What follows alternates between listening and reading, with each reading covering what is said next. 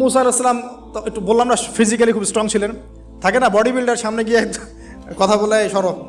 পানি দিতে দাও, তখন মানুষ একটু মূল্যায়ন করে না। তো মুসা আলাইহিস সালাম এভাবে পানি নিয়ে দিলেন এবং বাছুরদেরকে পানি পান করালেন, করিয়ে গাছের নিচে